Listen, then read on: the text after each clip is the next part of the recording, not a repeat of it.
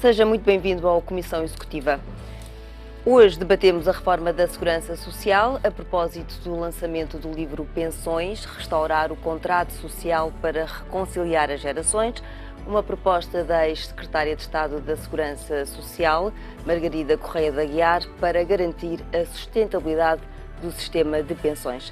Margarida Correia de Aguiar está hoje na Comissão Executiva, juntamente com Jorge Bravo e Miguel Coelho, professores universitários, e Rui Leão Martinho, bastonário da Ordem dos Economistas. Sejam muito bem-vindos. Margarida Correia de Aguiar, por que esta reforma é urgente? Além da própria sustentabilidade do sistema de pensões, também é urgente por razões económicas. Podemos começar por aí? Sim, podemos começar por aí. A questão não é apenas uma questão de sustentabilidade financeira, é uma questão também de encontrar um modelo que melhor responda às realidades económicas e não apenas demográficas, e um sistema de segurança social, designadamente um sistema de pensões, não tem que ser um sistema, deve ser um sistema amigo da economia, isto é, deve reunir um conjunto de incentivos que beneficiem a economia. Por exemplo, um sistema que promova a participação no mercado de trabalho é um sistema amigo da economia. Porquê? Porque vai permitir ou vai promover que os trabalhadores permaneçam no mercado formalmente, trazendo para dentro do sistema contribuições. E isso beneficia certamente a economia e, sobretudo, contribui para desagravar desequilíbrios financeiros. Um outro exemplo, um sistema de pensões deve ser também um sistema que valoriza o capital humano. Um sistema de pensões não deve ser um obstáculo à valorização do capital humano. E o atual sistema de pensões penaliza os trabalhadores de maiores rendimentos? É um sistema fortemente redistributivo e que penaliza os trabalhadores mais qualificados, que têm carreiras profissionais mais bem-sucedidas e que beneficiam de salários mais elevados, são, portanto, trabalhadores mais qualificados. E porquê? Porque, sendo um sistema fortemente redistributivo, ele está, digamos, desenhado para,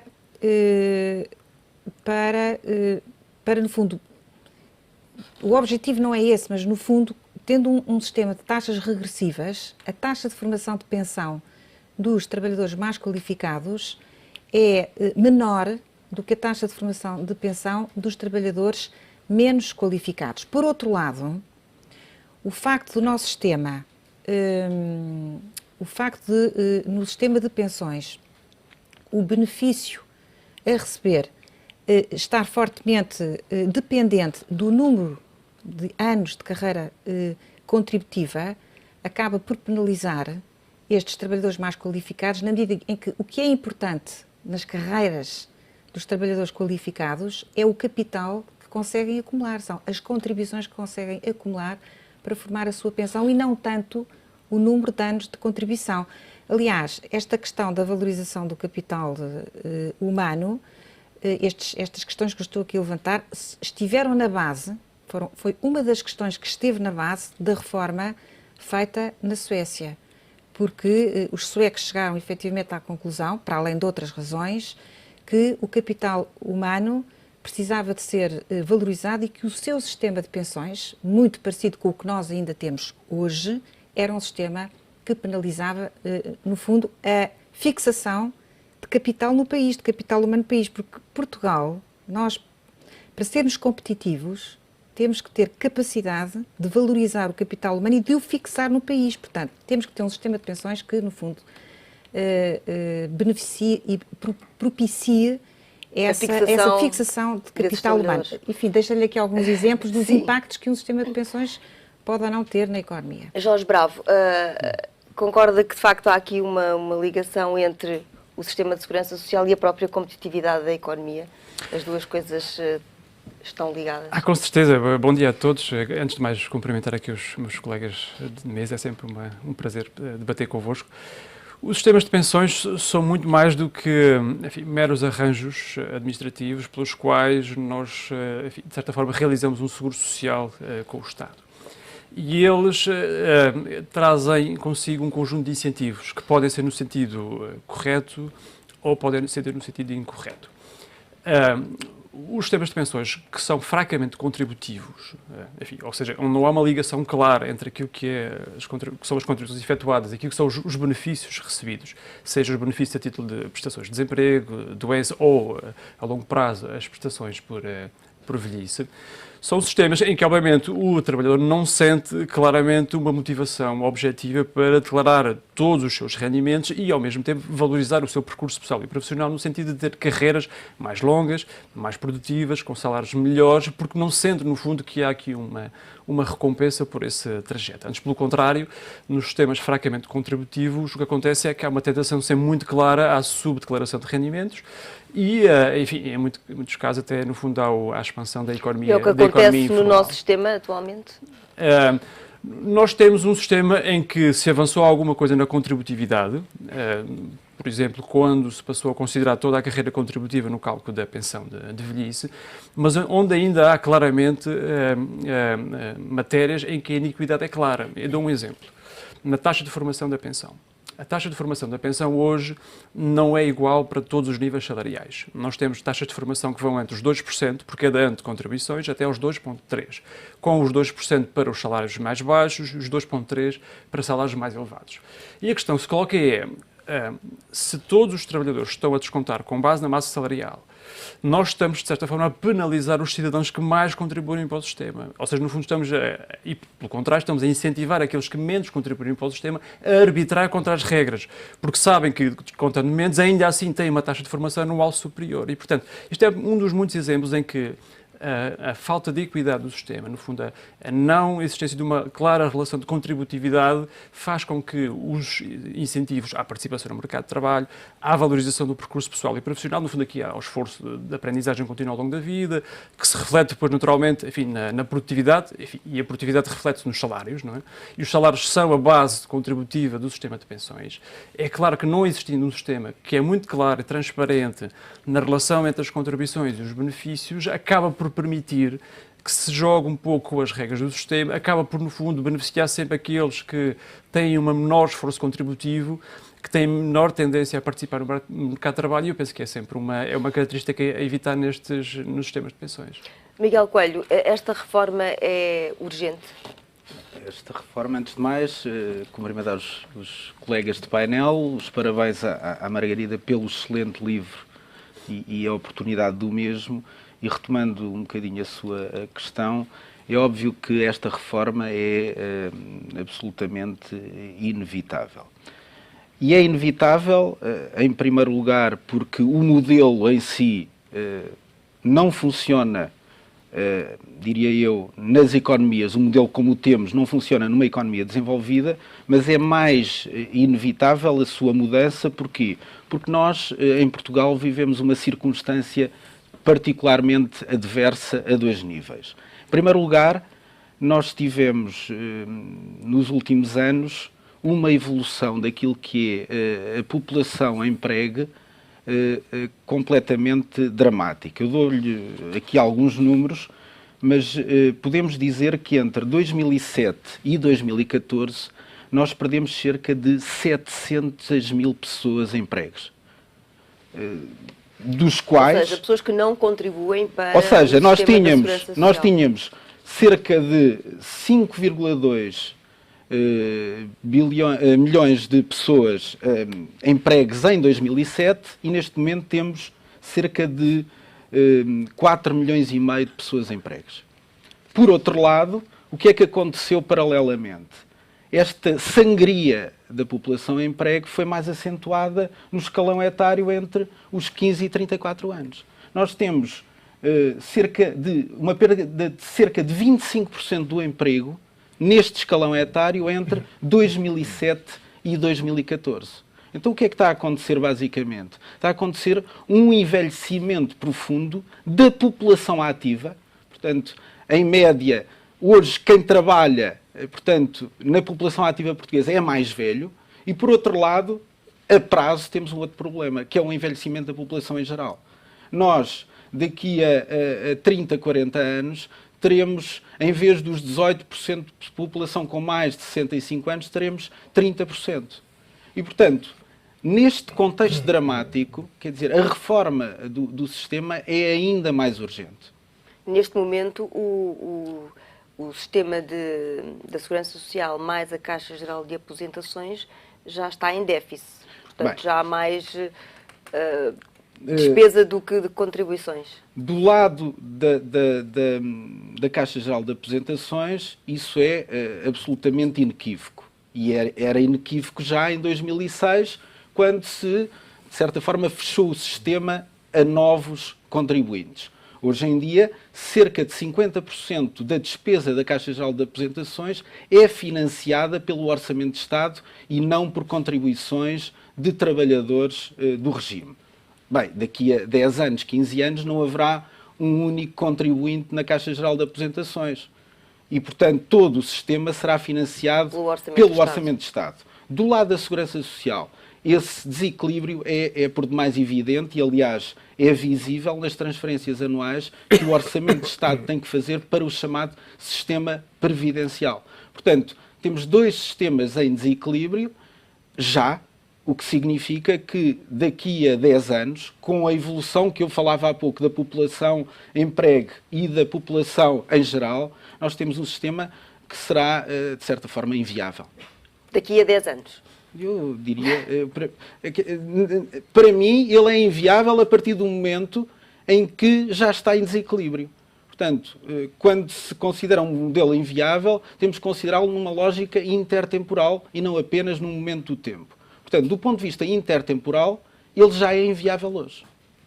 Rui Leão Martinho, em sua opinião, e olhando para esses números, porquê é que esta reforma teima em não avançar? Como, aliás, a Margarida Correia de Aguiar refere no livro, foi constituído um grupo de trabalho em janeiro do ano passado para chegar a uma proposta, no fundo, que também está vertida neste livro, as ideias da Margarida Correia de Aguiar, juntamente com outros especialistas na área. No entanto, a reforma não avançou. Em sua opinião, é inevitável que se faça alguma coisa na próxima legislatura? Ora, bom dia a todos. Pois eu acho que sim, e acho que devemos até atrasar um bocadinho mais esta análise em termos temporais, porque nós vivemos o período dos anos 90, finais do século passado, que era um período ideal para ter feito a reforma da Segurança Social. E nessa altura já se movimentavam as pessoas e os movimentos cívicos em prol de pensar numa reforma da Segurança Social. Foram publicados um livro branco, um livro verde, houve várias comissões, eu fiz parte de 2 ou 3. Há mesmo aí um livro também do próprio Fórum de Administradores de Empresas sobre a reforma da Segurança Social, mas politicamente nunca foi considerado adequado fazer a reforma. E dizia-se que ela não estava, o sistema em si não estava perto da ruptura, que eram exageros de análises e que, portanto, nós poderíamos esperar e poderíamos fazer isto de outra maneira, até porque aquilo que se conhecia de outros países ainda estava para se provar se era ou não efetivo, se era bom, se devíamos seguir os mesmos passos. Depois, já estamos neste século. Fizemos algumas mudanças, por exemplo, sabemos que normalmente falamos de uma reforma numa questão que tem sobretudo a ver com o fator de sustentabilidade e que foi feita há anos atrás, mas depois paramos. E estamos neste momento... 2007. Em 2007. E estamos neste momento, como diz, já a pensar no novo governo que virá no próximo ano e pensamos, será desta? É que tem que ser desta, porque o tal novo contrato social de que temos falado aqui na Comissão Executiva já há muito tempo tem mesmo que ser efetuado. E temos que repensar este sistema em prol do desenvolvimento e do crescimento do país. Porque não tem a ver apenas com as pessoas, também é importante o facto de ter a ver com os trabalhadores, com as pessoas, mas tem a ver com aquilo que parece mais vago, mas que é o crescimento económico, o desenvolvimento deste país. Porque se não fixarmos as pessoas, como dizemos, aqui, se não tivermos um esquema muito bem explicado àqueles que estão a entrar no mercado de trabalho e também com prova provada ano após ano daquilo que estão a descontar e daquilo que estão a beneficiar ou que irão beneficiar, nós nunca mais teremos um sistema transparente. Temos vários modelos, porque vários países fizeram isto. Na Europa, a Margarida fala no livro dela da Suécia, que é um caso típico. Está agora a ser revisto outra vez o sistema sueco. Mas há muito positivo ali a tirar. O Chile, eu quando me ocupei mais destes temas, nos anos 90, o Chile era nessa altura um dos países vedeta, porque tinha instituído um sistema de fundos de pensões que não havia. E, portanto, há uma série de países onde nós podemos ir buscar as boas experiências. Nós não precisamos de inventar isto tudo do zero, mas temos que ter vontade política alargada, tem que ser uma maioria qualificada que queira fazer a reforma do contrato social, que queira fazer a reforma da segurança social. Será que é do próximo governo que virá essa reforma? Eu penso que temos sempre que ter a expectativa que sim. Os dados estão lançados, os números conhecem-se, os perigos conhecem-se, e estar a negar aquilo que sabemos hoje, que vai ser um perigo, já no ano 2020, 2025. Este envelhecimento de que falou Miguel, que é constante e que é progressivo em Portugal. A questão demográfica que está instalada e que se resolve só daqui a uma geração. Portanto, tudo isto leva a que todos temos que fazer força para que politicamente aqueles que têm responsabilidades percebam que tem que ser feita agora a reforma da segurança social, com um período transitório, com as novas gerações que vão entrar e tendo exatamente, como o livro da Margarida já predestina, um tipo de 2 sistemas. Um que para aqueles que ainda estão, que têm muitos anos de trabalho, olha como eu, que têm muitos anos de serviço, e aqueles que estão a entrar, ou que ainda têm poucos anos contados de trabalho e de descontos. E, portanto, nessa transitoriedade, nós temos que dar o salto e temos que entrar exatamente no número de países que é mais transparente e que, com as reformas que fez, ajudou o crescimento e o desenvolvimento desses países. Margarida Correia de Aguiar, o sistema deve mudar em que sentido? Em sua opinião, só há uma solução. Quer explicar-nos as ideias, bases da sua proposta? Não seria tão radical. Eu acho que a alternativa que é apresentada no livro é aquela que na evolução assegura a coesão intergeracional na sociedade, porque é aquela que melhor, no fundo, integra os riscos demográficos e económicos, porque é disso mesmo que se trata, é termos um sistema capaz de se adaptar às realidades económicas, demográficas e financeiras e que, ao mesmo tempo, seja capaz de satisfazer 3 objetivos. Primeiro, adequar as pensões na reforma. Estamos a falar de níveis de rendimento. Segundo, garantir a equidade entre gerações. Estamos a falar de uma repartição que seja justa dos custos e benefícios entre gerações, o que não temos neste momento. E, finalmente, assegurar a sustentabilidade financeira do sistema. Um sistema que não é financeiramente sustentável introduz iniquidades entre gerações e provoca a ruptura, como dizia o Rui Martinho, corrói e, finalmente, pode originar a ruptura do contrato social. Portanto, a alternativa que me parece que melhor assegura, portanto, estes objetivos, estas preocupações, será um sistema baseado em 3 pilares. Um pilar público, um pilar complementar privado, de iniciativa das empresas, e um terceiro pilar, que é um pilar complementar privado, de iniciativa individual, a que nós designamos comumente, entre nós, por PPRs, digamos assim. Mas centremos no regime público, embora os outros 2 regimes são muito importantes, porque há aqui um ponto que é fundamental. Qualquer reforma do sistema de pensões deve preocupar-se em fornecer incentivos para a poupança, para poupar para a reforma.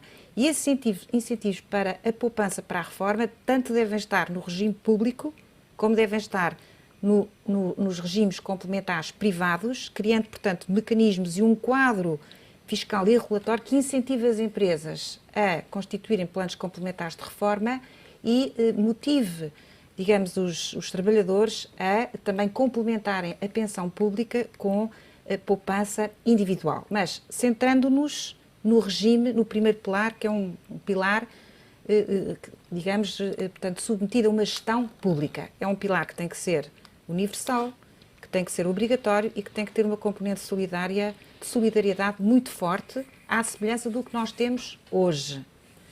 O que é que mudaria? O que é preciso mudar? O que é preciso mudar?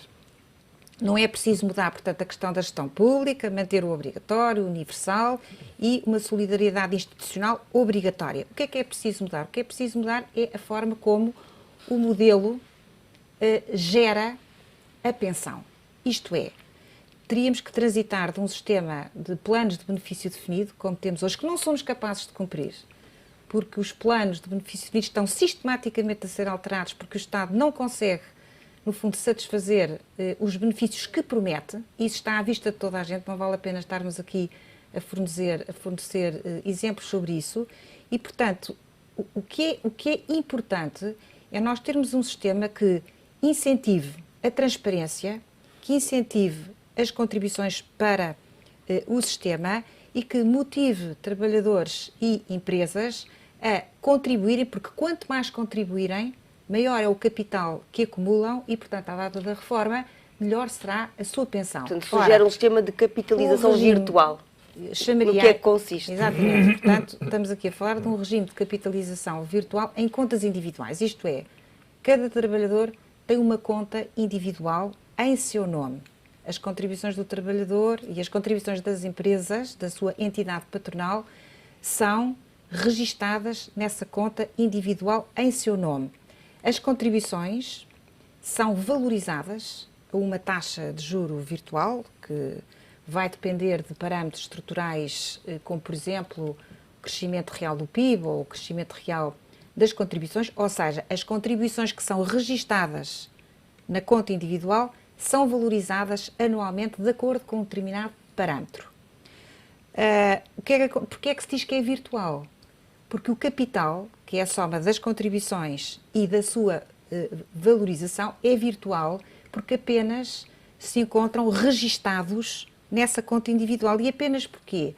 Porque as contribuições que vão sendo feitas e registadas na conta individual continuam a ser canalizadas para financiar as pensões, quer as pensões dos sistemas que se fecham, quer as pensões geradas no novo sistema que funcionaria debaixo deste modelo. Ou seja, segundo esse modelo, as contribuições atuais continuam a pagar as pensões... Exatamente, ou seja, mantém-se um mecanismo de repartição que está em vigor. Isso é fundamental, porque nós neste momento, as alternativas de reforma são muito reduzidas, digamos, na panóplia de modelos que estão à nossa disposição. Porquê?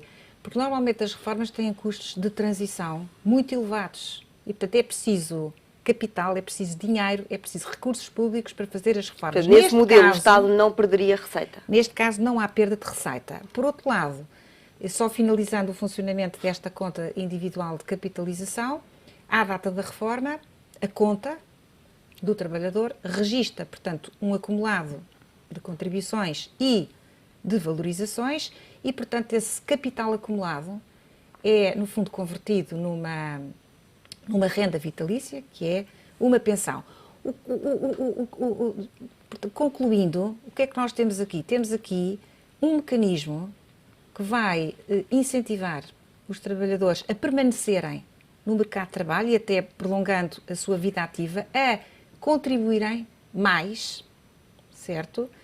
Porque o capital acumulado é exatamente, que vai originar a sua pensão, é exatamente função desse esforço de permanência no mercado de trabalho, um esforço de valorização, um esforço de investimento na sua educação, um esforço de procurar fazer o trabalho bem feito, tendo mérito, com talento, com carreiras reconhecidas, porque com carreiras reconhecidas e com carreiras, digamos, bem-sucedidas, é natural também que estejam associados melhores salários e, portanto, aos melhores salários correspondem também mais contribuições. Portanto, eu diria que temos aqui um sistema virtuoso, com toda a transparência, porque cada trabalhador sabe que a pensão que irá receber é aquela que for obtida no final do ciclo de vida ativa, no final do seu ciclo de trabalho, e vai depender de si, em muito, obviamente não depende só de si, depende também do funcionamento da economia, mas o que nós vemos aqui é que este regime de capitalização em contas individuais, por sua vez, é amigo da economia e, portanto, também acaba por trazer benefícios ao funcionamento da economia. Portanto, há aqui uma cumplicidade entre sistema de pensões, economia, que me parece também extremamente benéfico. E continuaremos a debater a proposta e conhecer também as opiniões dos restantes convidados a seguir a um curto intervalo. Até já.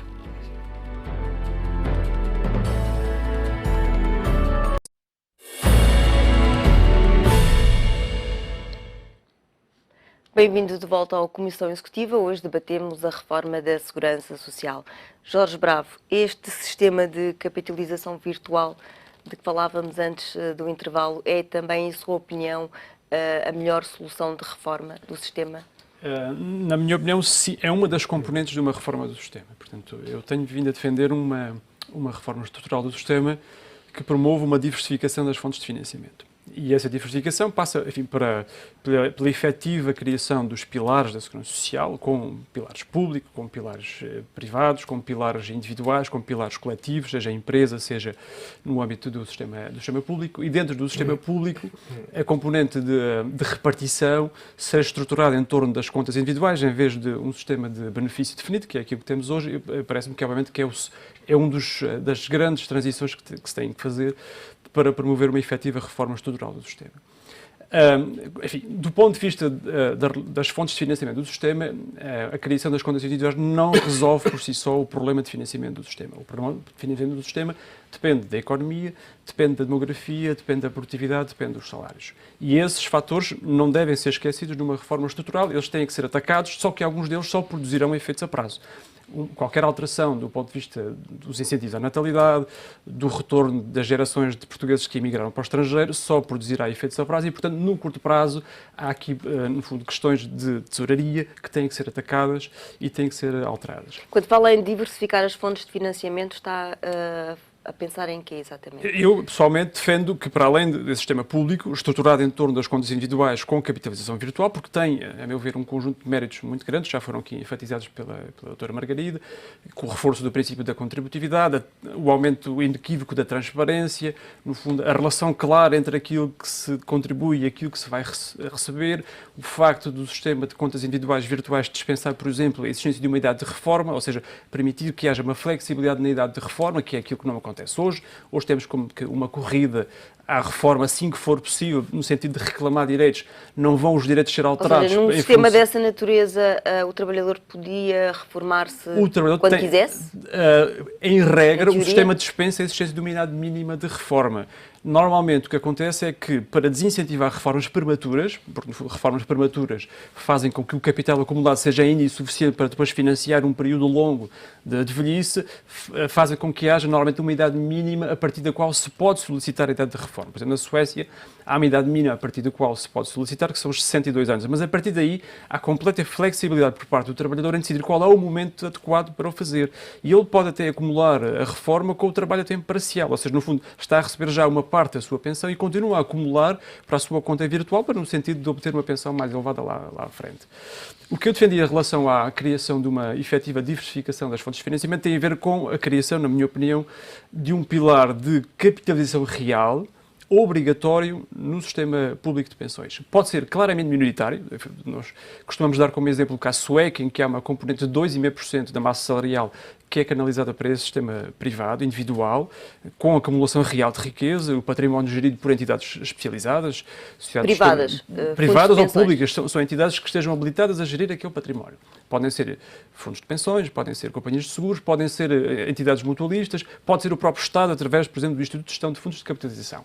Agora, o que me parece que é necessário é que, para além da componente pública, que depende, em última análise, daquilo que as gerações futuras de pensionistas, de trabalhadores forem capazes de criar em termos de riqueza, isso depende da demografia e da economia, é necessário que haja uma outra componente da pensão que dependa sobretudo do património que se acumula ao longo do ciclo de vida. E depende aqui também claramente da rentabilidade em mercado de capitais. Esta componente adicional, a meu ver, permitiria também o quê? Diversificar as fontes de financiamento, criar um pilar de poupança efetiva, que é crucial neste momento para a acumulação de capital em Portugal. Nós hoje temos Mas seria obrigatório? Seria obrigatório. Pode ter uma componente claramente marginal, pode ser 1% no início, pode ser 2%, pode-se dar liberdade ao trabalhador para escolher qual é o patamar para o qual ele quer contribuir, mas claramente disciplinar a poupança, ou seja, criar aqui um comportamento de obrigatoriedade de gerar poupança, para uma contingência que vem a muito longo prazo. Estamos a falar, no fundo, acumular poupança para fazer face a compromissos de muito longo prazo. A maior parte das gerações atuais não tem este comportamento, não tem esta disciplina. É necessário incentivá-los a fazê-lo. É porque neste momento existe no sistema público essa possibilidade de haver, descontar para um complemento que não é obrigatório, mas, é verdade, mas isto tem tido muito pouca adesão. A meu ver, só demonstra uma coisa, é que não tem tanto a ver com o facto de uma boa parte dos cidadãos não entender que a poupança é necessária, e basta ver, por exemplo, enfim, os montantes que são canalizados para os sistemas complementares de base individual, como os planos de poupança reforma, os seguros de capitalização ou outros mecanismos, tem a ver com o entendimento por parte dos cidadãos que o Estado, enquanto gestor das suas poupanças, não é um bom gestor e não é um gestor credível e não é um gestor fiável, porque, no fundo, no plano do sistema público, o Estado tem demonstrado sistematicamente que não cumpre o contrato. E por que razão é que um trabalhador haveria de canalizar as suas poupanças, património real, para o Estado, para um sistema de base individual privada, de capitalização, quando no sistema público o Estado sistematicamente tem demonstrado que não cumpre o contrato social. E basta ver, no fundo, as sucessivas alterações. Há um problema de confiança, a meu ver. Eu não creio que tenha a ver com a não percepção por parte dos cidadãos da necessidade de poupar e de acumular património. Isso nós vemos por outras vias, tem a ver com a falta de credibilidade do Estado enquanto gestor desses patrimónios. Porque, no fundo, vejamos, os certificados de reforma, no fundo, que é o produto que se está a referir, ofereciam o dobro do benefício fiscal que os PPR tradicionais. No entanto, enfim, tanto quanto se sabe, não chegaram a 10 mil subscritores. Portanto, veja, um produto que oferecia o dobro do benefício fiscal que oferecia o produto equivalente oferecido pelo setor privado é um fracasso total. Já passaram 7 ou 8 anos desde o seu arranque e isso, para mim, é um sinal muito claro da falta de confiança dos trabalhadores em confiar ao Estado a gestão das suas poupanças. Miguel Coelho, em que sentido é que o sistema deveria ser alterado? Concorda com estas ideias que foram aqui expostas? Eu acho que estamos relativamente alinhados relativamente a estas ideias sobre um potencial novo modelo. Relativamente ao financiamento, eventualmente poderíamos acrescentar aqui a questão da componente do capital e o financiamento do sistema de pensões através na componente capital, isto é, hoje as empresas são cada vez mais capital intensivo, isto é, utilizam cada vez mais capital por número de trabalhador, o que significa que, se calhar, esta componente, via lucros das empresas, poderia ajudar a financiar o sistema de pensões. Portanto, relativamente ao modelo futuro, eu acho que há aqui um relativo consenso sobre os caminhos a tomar. Agora, há aqui, obviamente, para mim, uma preocupação muito grande e tem a ver com a capacidade de nós podermos, em tempo útil, fazer esta mudança de paradigma. O sistema, como está, diria eu, está à beira do colapso, não do ponto de vista financeiro apenas, mas do ponto de vista da organização. Nós hoje temos uma estrutura que suporta o sistema de pensões que está em total colapso. Falo do ponto de vista organizativo, portanto, há, do ponto de vista organizativo, e hoje o Ministério da Solidariedade e Segurança Social abarca toda a gestão do sistema público de pensões. A Caixa Geral de Aposentações transitou recentemente para o âmbito do Ministério. Portanto, desse ponto de vista organizativo, há um trabalho muito grande a fazer. Do ponto de vista dos sistemas de suporte, falamos, por exemplo, de sistemas informáticos, sistemas de controle. É o que vemos todos os dias. Há centenas de portugueses que são indevidamente notificados para pagar contribuições que não são devidas. E outros que não são notificados. Exatamente. E, portanto, isto é do conhecimento de todos os políticos, de todos os responsáveis políticos. Uma degradação ao longo dos anos? Uma degradação absoluta. Aliás, a minha experiência, eu próprio... declínio da governança, digamos assim. O que está na origem é claramente uma falta de visão estratégica sobre esta matéria. Alguém dizia que para quem tem apenas um martelo, todos os problemas são pregos. Eu diria que o Ministério e os últimos, enfim, os últimos responsáveis políticos nesta matéria têm olhado para o sistema público de pensões como se fosse um prego.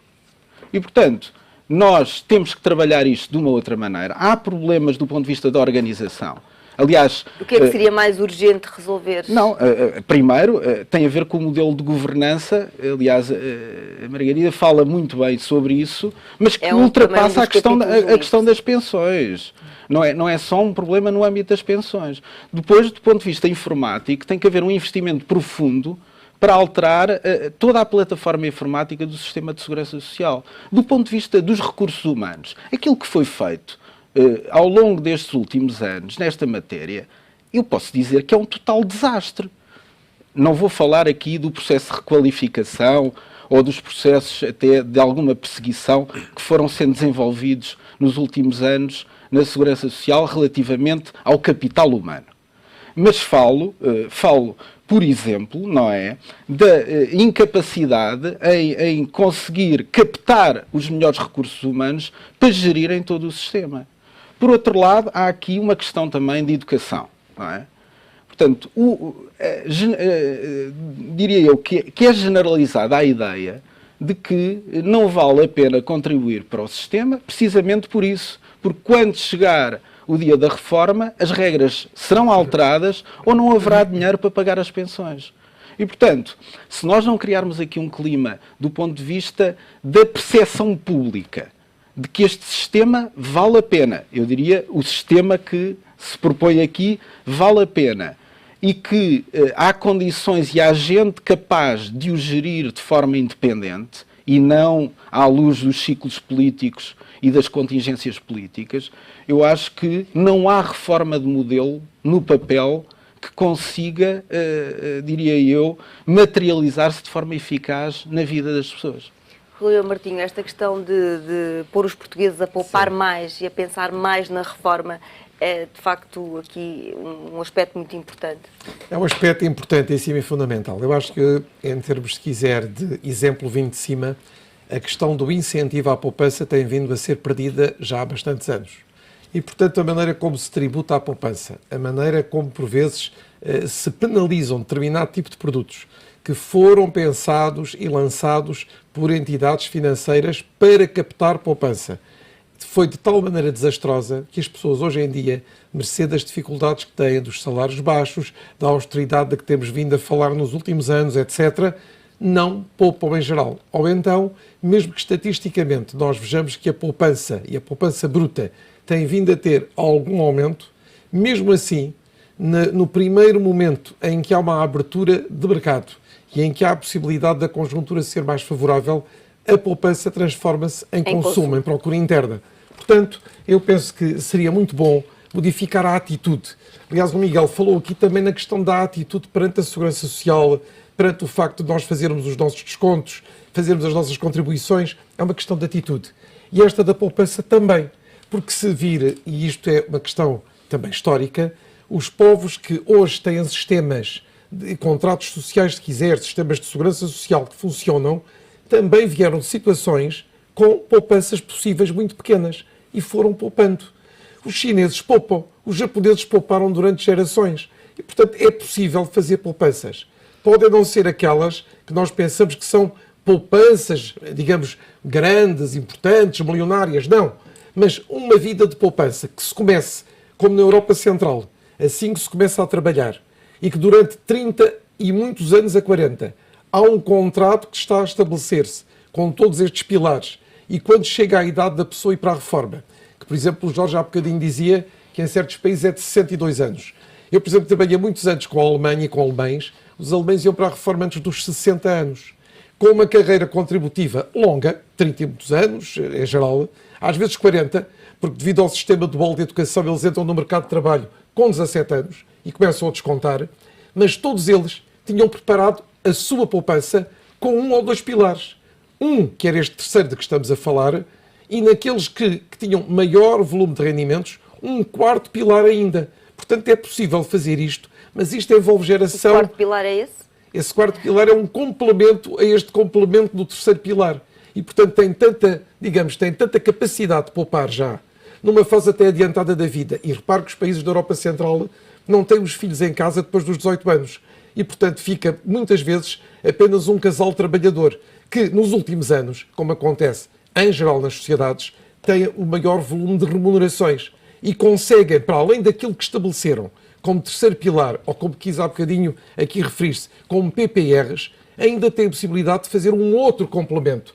E acabam por fazer um quarto complemento, a que eu chamei quarto pilar, mas pode chamar-lhe como quiser, e têm ainda uma capacidade de, depois da vida ativa, ter uma remuneração. Uma parte mais ou menos modesta, que é fixada pelo público, pela parte de Estado, e depois o resto, que são exatamente os outros pilares.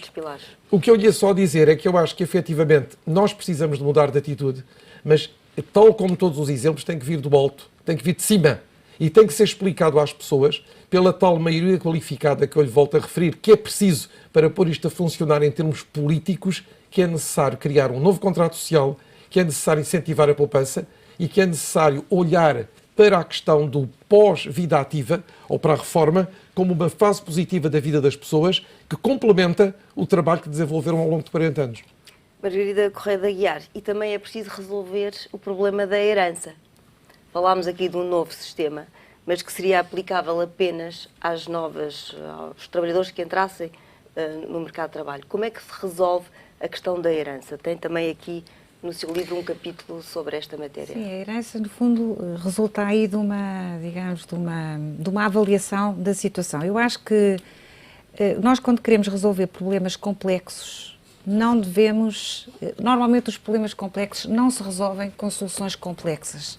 É preferível pegar num problema complexo e tentar desdobrá-lo e depois encontrar soluções várias para cada um dos subproblemas de um problema complexo. Talvez uma das razões que pode estar na base, enfim, da situação a que nós chegamos, no fundo, de ruptura, é não termos sido capazes, ao longo de todos estes anos, de fazer uma abordagem, descomplexificar, digamos, o problema e depois tentar encontrar soluções para os vários subproblemas. Ora, a proposta que eu avanço aqui é a seguinte: no fundo, teríamos que fechar os atuais sistemas de pensões, e os atuais sistemas de pensões, o que é que têm lá dentro? Têm pensões em pagamento, porque nós temos já pensionistas a receber de acordo com os atuais sistemas. Tem também trabalhadores que estão próximo da reforma, tem trabalhadores que estão ainda muito longe da reforma. E, portanto, a abordagem seria o seguinte: o sistema tem uma dívida. O sistema é um sistema deficitário. Os dois sistemas são deficitários. Tem uma dívida implícita, isto é, se não se fizer nada no futuro, essa dívida torna-se explícita. E o que vai acontecer é que, se não houver dinheiro, ou tem que aumentar contribuições, ou tem que aumentar impostos, ou faz cortes nas pensões, ou teria que emitir dívida pública para poder satisfazer os compromissos que está a prometer.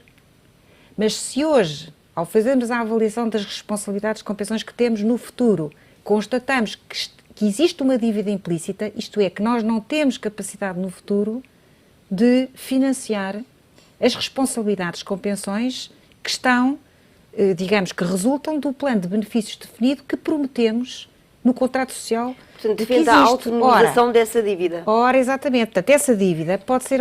Nós temos que reduzir essa dívida, no fundo. E, portanto, temos que tentar autonomizá-la. Ora, nós devemos ser capazes de honrar os compromissos que temos com os atuais pensionistas. Honrar os compromissos que temos com os atuais pensionistas significa encontrarmos uma solução que permita gerir a dívida dessas responsabilidades que hoje temos com os atuais pensionistas e com aqueles que se irão reformar dentro em breve. Para aí, o que é que eu preconizo? Preconizo que se trate isso como, digamos, nós temos aí uma herança social para gerir, que não deve contaminar o futuro.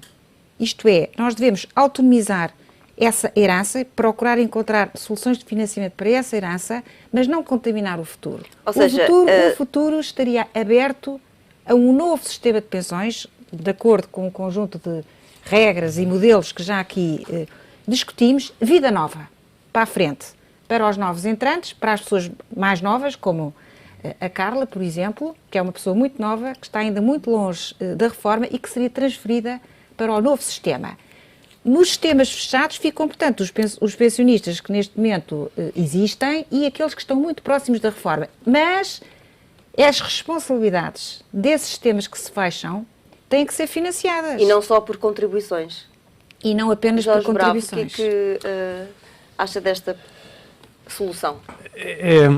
Antes de terminarmos. É uma solução inevitável porque o déficit de financiamento com contribuições das responsabilidades só dos sistemas contributivos é superior a 5 mil milhões de euros. Ou seja, se a CGA e a Segurança Social, só na componente contributiva, ou seja, estou a excluir as pensões sociais, os complementos, todas estas parcelas redistributivas, tivesse que viver hoje só com as contribuições arrecadadas, faltavam mais de 5 mil milhões de euros. E esse déficit está a ser coberto por transferências do Orçamento de Estado. E há um déficit que é crónico, que é o da CGA, que nunca foi na sua história autofinanciada com contribuições, e temos também já hoje e para o futuro sempre a Segurança Social com um déficit de financiamento com contribuições. E, portanto, criar um sistema novo implica, obviamente, assegurar que há uma transmissão dos direitos adquiridos. Isso, enfim, é recomendável do ponto de vista da justiça social e também do ponto de vista jurídico. Dificilmente o Tribunal Constitucional deixaria passar uma reforma que não assegurasse os direitos já formados sobre o sistema. Agora, não há que ignorar que, ou queremos um sistema que para o futuro não continue a acumular déficits e, portanto, tenha que tratar de alguma forma com este déficit crónico que já temos hoje, e isso é possível de fazer com fontes de financiamento externas ao sistema. E deve ser autonomizado?